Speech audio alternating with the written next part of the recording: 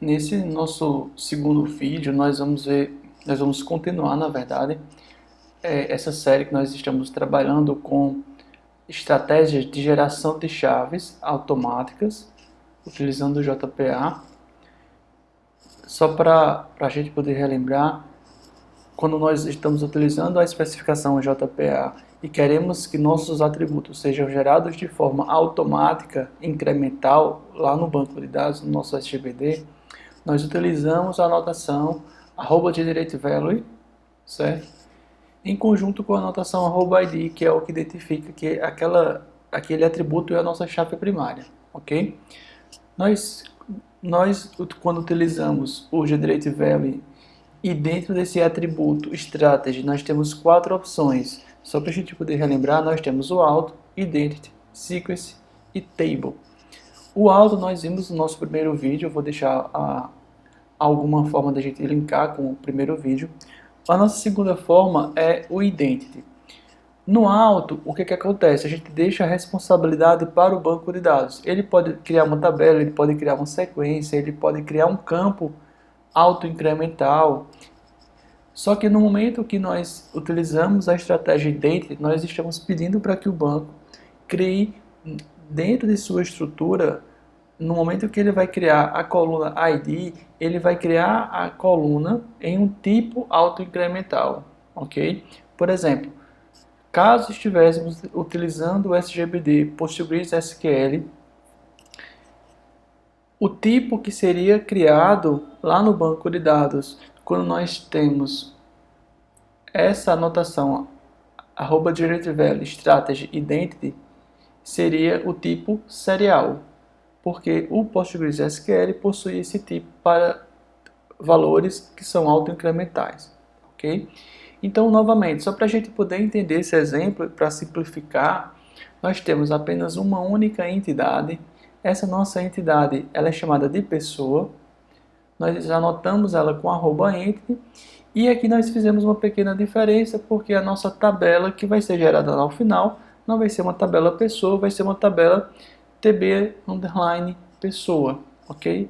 Porque nesse exemplo, para a gente exemplificar situações em que a tabela já existe uma estratégia de criação serial automática dessa nossa chave primária e nós estamos querendo refletir essa estratégia no nosso código, ok? Aqui nós temos simplesmente um método que faz a persistência de uma instância de pessoa, ok? E no nosso arquivo de configuração, no nosso persistence.xml, nós configuramos aqui na linha 18 o nosso provedor, configuramos aqui na linha 19 as nossas classes de entidade, nesse nosso exemplo apenas a entidade pessoa, e entre a linha 20 e a linha 26 nós estamos configurando as propriedades de acesso ao banco de dados. Nesse exemplo nós estamos utilizando o banco de dados H2. Ok? Então vamos executar para nós observarmos como é que vai ficar lá na nossa tabela. Nossa tabela não vai ser chamada pessoa, porque nós fizemos essa alteração aqui. Então nossa tabela vai ser chamada TB underscore ou underline pessoa. Quando nós observamos aqui ao lado, nós temos uma tabela.